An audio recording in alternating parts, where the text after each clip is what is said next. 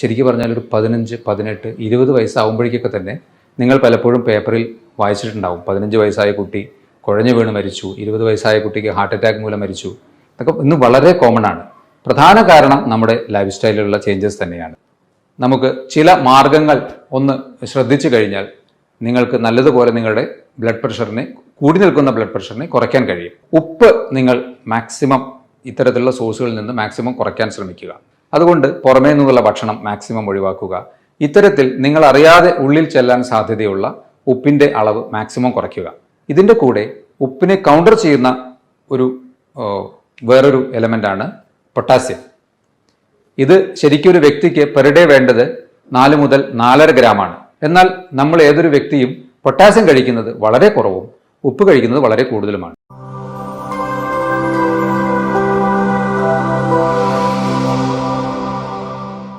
Hello friends, ഞാൻ doctor Abhiram. ഏകദേശം 30 വർഷം മുന്നേയൊക്കെ ഒരു 60 വയസ്സിന് മുകളിൽ പ്രായമുള്ളവർക്ക് കണ്ടിരുന്ന പല അസുഖങ്ങളും, അതിൽ കൂടുതലും ലൈഫ് സ്റ്റൈൽ അസുഖങ്ങൾ എന്ന് പറയാം. പ്രധാനമായും diabetes, hyper tension, heart attack അല്ലെങ്കിൽ കൊളസ്ട്രോൾ പ്രശ്നങ്ങൾ, ഇതൊക്കെ ഇന്ന് ശരിക്കും പറഞ്ഞാൽ ഒരു 15, 18, 20 വയസ്സാകുമ്പോഴേക്കൊക്കെ തന്നെ നിങ്ങൾ പലപ്പോഴും പേപ്പറിൽ വായിച്ചിട്ടുണ്ടാവും. 15 വയസ്സായ കുട്ടി കുഴഞ്ഞു വീണ് മരിച്ചു, 20 വയസ്സായ കുട്ടിക്ക് ഹാർട്ട് അറ്റാക്ക് മൂലം മരിച്ചു. ഇതൊക്കെ ഇന്ന് വളരെ കോമൺ ആണ്. പ്രധാന കാരണം നമ്മുടെ ലൈഫ് സ്റ്റൈലിലുള്ള ചേഞ്ചസ് തന്നെയാണ്.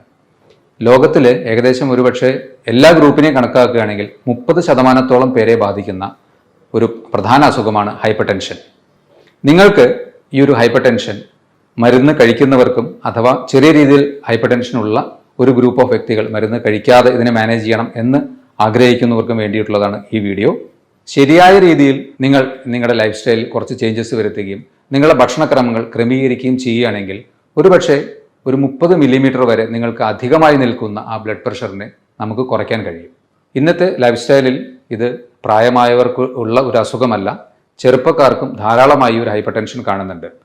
2 തരത്തിലാണ് നമുക്ക് ഈ ഒരു ഹൈപ്പർ ടെൻഷനെ പ്രാഥമികമായി ഡിഫൈൻ ചെയ്യാൻ പറ്റുന്നത്.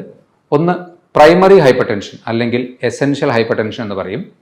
നമ്മുടെ ജീവിതത്തിൻ്റെ ഏതെങ്കിലും ഒരു ഘട്ടത്തിൽ പലതരം ഫാക്ടേഴ്സിനെ കൊണ്ട് ഇത് ഒഴിവാക്കാൻ പറ്റാത്ത ഒരു കാര്യമാണ്. ഏജ് റിലേറ്റഡ് ആയിട്ടൊക്കെ സാധാരണ ഏവർക്കും വരാവുന്ന ചെറിയൊരു പ്രഷർ വേരിയേഷൻ, ഇതാണ് പ്രൈമറി ഹൈപ്പർ ടെൻഷൻ അല്ലെങ്കിൽ എസെൻഷ്യൽ ഹൈപ്പർ ടെൻഷൻ. ഇനി സെക്കൻഡറി ഹൈപ്പർ ടെൻഷൻ എന്നുള്ളത് പെട്ടെന്ന് ഡെവലപ്പ് ചെയ്യുന്ന ഒരു ടൈപ്പ് ഓഫ് ബ്ലഡ് പ്രഷറാണ്, അധികമായ ബ്ലഡ് പ്രഷറാണ്. ഇത് മറ്റ് പല കോ എക്സിസ്റ്റിംഗ് അല്ലെങ്കിൽ ആ വ്യക്തിയിൽ തന്നെ മറ്റ് അസുഖങ്ങൾ നിൽക്കുമ്പോൾ വരാവുന്ന ഒരു പ്രശ്നമാണ്. ഉദാഹരണത്തിന് ഡയബറ്റീസ് ഒരു പ്രശ്നമാവാം, നിങ്ങളുടെ ആന്തരിക അവയവങ്ങൾക്കുള്ള ചില ട്യൂമേഴ്സ്, പ്രത്യേകിച്ച് അഡ്രിനൽ ഗ്ലാൻസിനുള്ള ട്യൂമേഴ്സ് പോലെയുള്ള അസുഖങ്ങൾ ഒരു കാരണമാവാം, നിങ്ങൾ ചില ആൻറ്റി ഡിപ്രസൻസോ അല്ലെങ്കിൽ ഉത്തേജക മരുന്നുകളോ ഒക്കെ കഴിക്കുന്നുണ്ടെങ്കിൽ അതൊരു കാരണമാവാം. അതുപോലെ തന്നെ നിങ്ങളുടെ ശ്വാസകോശങ്ങൾക്കുള്ള പ്രശ്നമോ, പെയിൻ കില്ലേഴ്സ് കഴിക്കുന്ന ശീലമോ, മറ്റ് ഡീജനറേറ്റീവ് അസുഖങ്ങൾ, അതായത് നെർവ് റിലേറ്റഡ് ആയിട്ടുള്ള പ്രശ്നങ്ങളോ അല്ലെങ്കിൽ ഹാർട്ട് റിലേറ്റഡ് ആയിട്ടുള്ള ഡീജനറേറ്റീവ് പ്രശ്നങ്ങൾ ഉണ്ടെങ്കിലൊക്കെ തന്നെ പെട്ടെന്ന് നിങ്ങൾക്ക് ഒരു ഹൈപ്പർ ടെൻഷൻ ഡെവലപ്പ് ചെയ്യാനുള്ള സാധ്യതയുണ്ട്. ഇതാണ് സെക്കൻഡറി ഹൈപ്പർ ടെൻഷൻ. ഇതിൽ തന്നെ ചിലത് മോഡിഫയബിൾ ആണ്. അതായത് നമുക്ക് ചില മാർഗങ്ങൾ ഒന്ന് ശ്രദ്ധിച്ചു കഴിഞ്ഞാൽ നിങ്ങൾക്ക് നല്ലതുപോലെ നിങ്ങളുടെ ബ്ലഡ് പ്രഷറിനെ, കൂടി നിൽക്കുന്ന ബ്ലഡ് പ്രഷറിനെ കുറയ്ക്കാൻ കഴിയും. ആ ഒരു ഗ്രൂപ്പിനെ പറ്റിയാണ് ഞാൻ കൂടുതൽ സ്ട്രെസ് ചെയ്ത് ഇന്ന് പറയുന്നത്.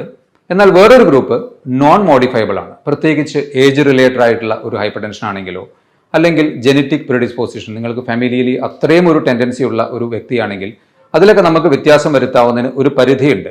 എന്നാൽ ഈ മോഡിഫയബിൾ ബ്ലഡ് പ്രഷർ തീർച്ചയായിട്ടും നിങ്ങൾ ശ്രദ്ധിക്കുകയാണെങ്കിൽ നിങ്ങൾക്കൊരു പക്ഷേ മരുന്നില്ലാതെ മുന്നോട്ട് പോകാൻ കഴിയും. ഒരു കാര്യം ആദ്യമേ പറയട്ടെ, നിങ്ങൾ ഓൾറെഡി ഹൈപ്പർ ടെൻഷന് വേണ്ടി മെഡിസിൻസ് കഴിച്ചുകൊണ്ടിരിക്കുന്ന ഒരു വ്യക്തിയാണെങ്കിൽ ഈ പറയുന്ന മാർഗങ്ങൾ നിങ്ങൾ സ്വീകരിക്കാൻ തയ്യാറാണെങ്കിൽ, ശ്രമിച്ചു നോക്കുന്നുണ്ടെങ്കിൽ തീർച്ചയായും ഡോക്ടറുടെ നിർദ്ദേശത്തോടെ കൃത്യമായ മോണിറ്ററിങ്ങിലൂടെ വേണം ആ മരുന്ന് കുറയ്ക്കാനോ അല്ലെങ്കിൽ അതുപോലെയുള്ള കാര്യങ്ങളിലേക്ക് നീങ്ങാനോ. അത് തീർച്ചയായും ശ്രദ്ധിക്കണം. അല്ലാതെ നിങ്ങളുടെ ഇഷ്ടപ്രകാരം അത് നിർത്താൻ പാടില്ല. ഈ പറയുന്ന കാര്യങ്ങൾ കൃത്യമായി ചെയ്തു നോക്കുക.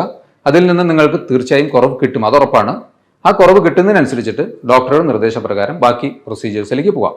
ഓക്കെ, ഈ മോഡിഫയബിൾ ഫാക്ടേഴ്സ്, ബ്ലഡ് പ്രഷറിനെ നിയന്ത്രിക്കാനുള്ള മോഡിഫയബിൾ ഫാക്ടേഴ്സിനെ പരിശോധിക്കുകയാണെങ്കിൽ ഏറ്റവും കോമൺ ആയിട്ട് നിങ്ങൾക്ക് എല്ലാവർക്കും അറിയുന്ന കാര്യം തന്നെയാണ് അമിതമായ ഉപ്പിൻ്റെ ഉപയോഗം. അതുപോലെ തന്നെ പൊട്ടാസ്യത്തിൻ്റെ കുറവ് ഇൻടേക്കും. ഇത് രണ്ടും പ്രധാന കാരണങ്ങളാണ്. ഇനി നിങ്ങൾക്ക് അധികമായി സ്ട്രെസ്സുള്ളൊരു വ്യക്തിയാണെങ്കിൽ, നിങ്ങൾക്ക് അമിത ഭാരമുണ്ടെങ്കിൽ, നിങ്ങൾ ആൽക്കഹോൾ അല്ലെങ്കിൽ സ്മോക്കിംഗ് അത്തരത്തിലുള്ള അഡിക്ഷൻസ് ഉള്ളൊരു വ്യക്തിയാണെങ്കിൽ നിങ്ങൾ അമിതമായി മരുന്നുകൾ ഉപയോഗിക്കുന്ന ഒരു വ്യക്തിയാണെങ്കിൽ, അതുപോലെ ലാക്ക് ഓഫ് എക്സസൈസ് പ്രധാന കാരണമാണ്. നിങ്ങൾ ശരിക്കും പറഞ്ഞാൽ ഏതൊരവസരത്തിലും കുറച്ചെങ്കിലും നിങ്ങൾക്കൊരു സമയം കിട്ടുമ്പോൾ ഒരു മൂവ് അറൗണ്ട് ചെയ്യാൻ പറ്റുമെങ്കിൽ എപ്പോഴും അത് ചെയ്തുകൊണ്ടിരിക്കുക. ഇപ്പോൾ പറയപ്പെടുന്നത് sitting is the current smoking എന്നുള്ളതാണ്.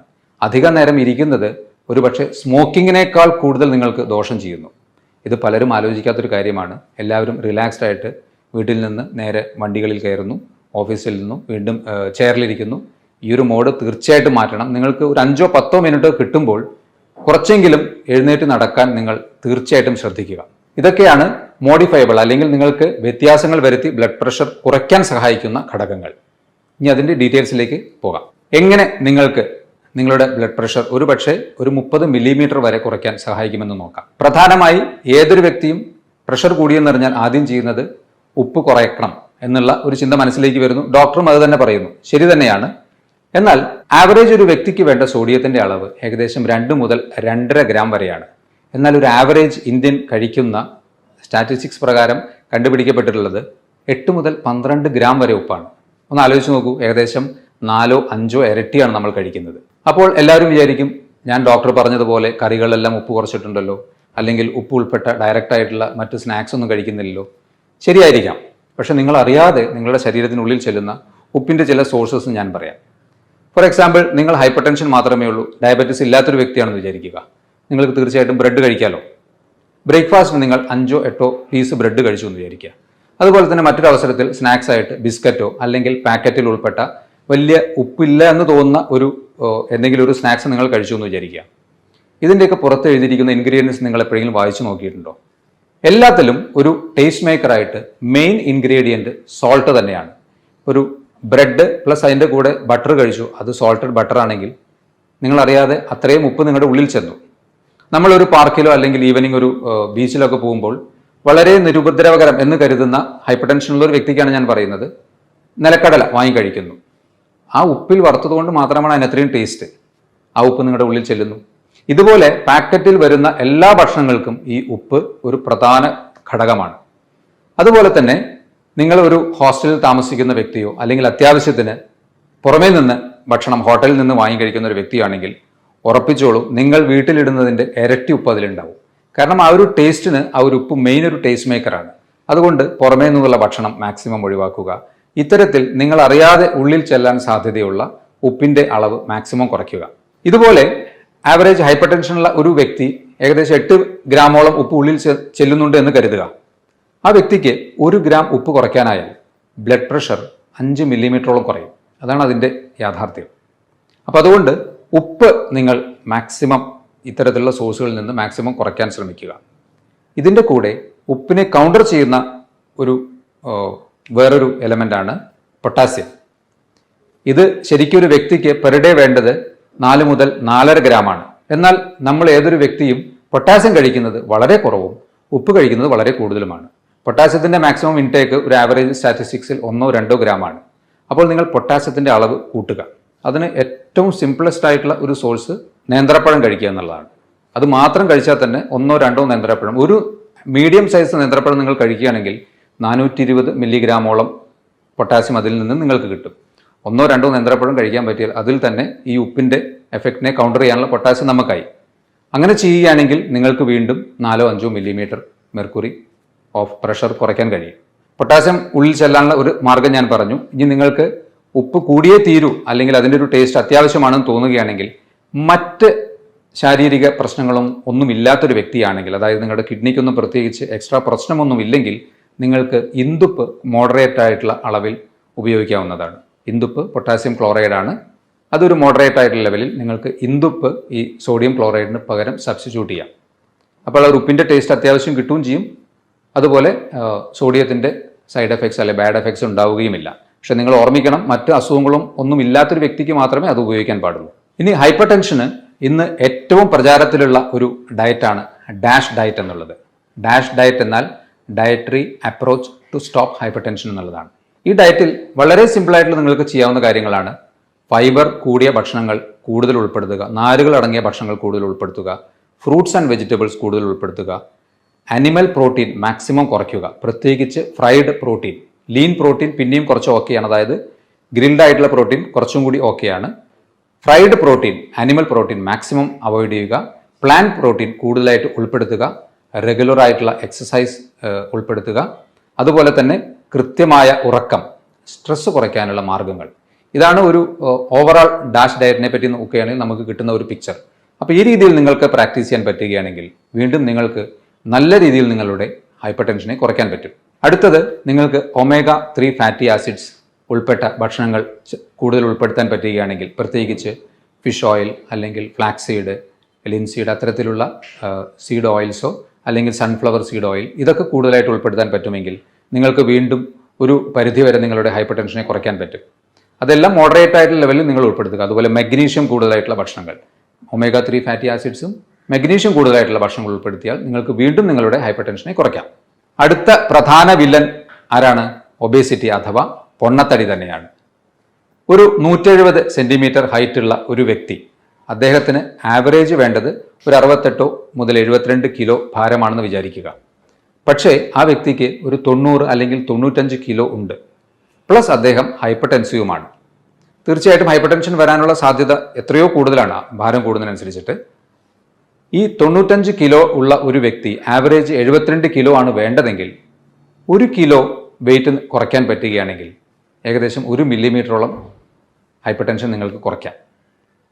ഒരു 10 കിലോ കുറയ്ക്കാൻ പറ്റുകയാണെങ്കിൽ ഒരു 180ലാണ് നിങ്ങളുടെ പ്രഷർ നിൽക്കുന്നതെങ്കിൽ അത് 170ലേക്ക് എത്തിക്കാം. വീണ്ടും ഒരു 10 കിലോ കുറയ്ക്കുകയാണെങ്കിൽ വീണ്ടും ഒരു 170ലേക്ക് എത്തിക്കാം. വളരെ സിമ്പിളായിട്ടുള്ള മെത്തേഡാണ്. ഒന്ന്, നിങ്ങളുടെ മനസ്സ് മാത്രം മതി അതിൽ. ഈ തടി കുറയ്ക്കാൻ വേണ്ടിയിട്ടുള്ള കുറച്ച് മാർഗങ്ങൾ അവലംബിച്ചാൽ ഹൈപ്പർ ടെൻഷൻ നല്ലതുപോലെ കുറയും എന്നാണ് പഠനങ്ങൾ പറയുന്നത്.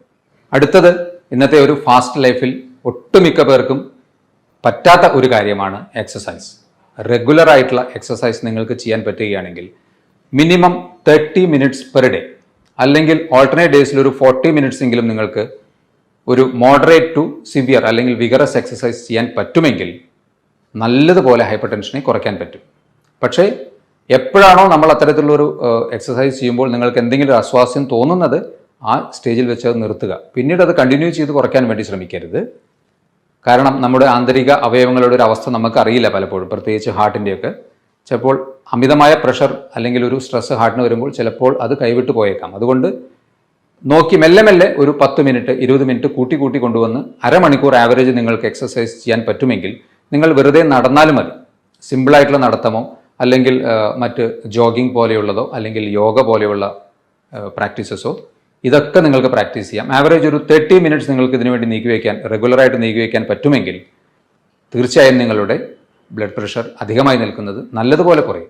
കൃത്യമായ ഉറക്കം, എല്ലാ അവയവങ്ങൾക്കും ഒരു റിലാക്സേഷൻ ഇൻക്ലൂഡിങ് മൈൻഡിന് കിട്ടാൻ വേണ്ടി ആവറേജ് ഒരു 7 മുതൽ 8 മണിക്കൂർ കൃത്യമായിട്ടുള്ള ഉറക്കം നിങ്ങൾക്ക് കിട്ടണം.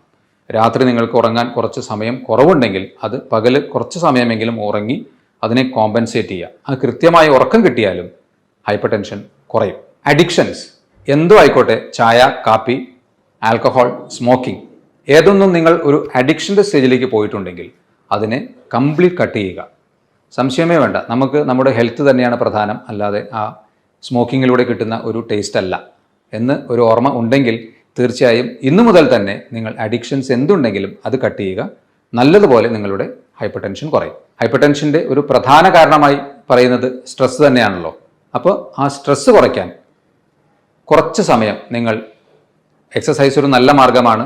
ഫിസിക്കലി റിലാക്സ്ഡ് ആകുമ്പോൾ മൈൻഡ് ഓട്ടോമാറ്റിക്കലി നല്ലതുപോലെ റിലാക്സ്ഡ് ആവും. അതുപോലെ തന്നെ യോഗ അല്ലെങ്കിൽ മെഡിറ്റേഷൻ പോലെയുള്ള സിമ്പിൾ ടെക്നിക്സ് പ്രാക്ടീസ് ചെയ്താലും നിങ്ങൾക്ക് സ്ട്രെസ് കുറയ്ക്കാൻ പറ്റും. ഈ ഒരു കാര്യം മറക്കാതെ അപ്പോൾ അതും ചെയ്യുക. ഇനി അതുപോലെ തന്നെ ഭക്ഷണത്തിൽ ജങ്ക് ഫുഡ്, നേരത്തെ പറഞ്ഞു തന്നെയാണ് ജങ്ക് ഫുഡ്. അതിൽ എടുത്തു പറയുന്ന കാര്യങ്ങൾ, ഒന്ന് ചായ, കാപ്പി, റിഫൈൻഡ് ഷുഗർ ഉൾപ്പെട്ട ഭക്ഷണങ്ങൾ, ഇത് മാക്സിമം കട്ട് ചെയ്യുക. അതുപോലെ തന്നെ ഫ്രൂട്ട്സ് ആൻഡ് വെജിറ്റബിൾസ് മാക്സിമം ഉൾപ്പെടുത്തുക. വെള്ളം നല്ലതുപോലെ കുടിക്കുക. ഫ്രീക്വൻറ്റ് ഇൻ്റർവെൽസിൽ മറക്കാതെ വെള്ളം കുടിച്ചുകൊണ്ടിരിക്കുക. ഇത്രയും കാര്യങ്ങൾ ജനറലായിട്ട് ചെയ്തു കഴിഞ്ഞാൽ ഉറപ്പാണ് നിങ്ങളുടെ ബ്ലഡ് പ്രഷർ ഏകദേശം ഒരു 20 മുതൽ 30 മില്ലിമീറ്റർ വരെ കുറയുമെന്നുള്ളത്. കൂടി നിൽക്കുന്ന ഒരു വ്യക്തിക്ക് ഇത് പരീക്ഷിച്ച് നോക്കാവുന്നതാണ്, തീർച്ചയായിട്ടും കുറയും. ഹൈപ്പർ ടെൻഷനുള്ള ഒട്ടനവധി വ്യക്തികൾക്ക് ഇത്രയും ഇൻഫർമേഷൻസ് തീർച്ചയായും യൂസ്ഫുൾ ആയിരിക്കും. ഇതുപോലെ മറ്റൊരു ഹെൽത്ത് ടോപ്പിക്കുമായി വീണ്ടും കാണാം. ബൈ.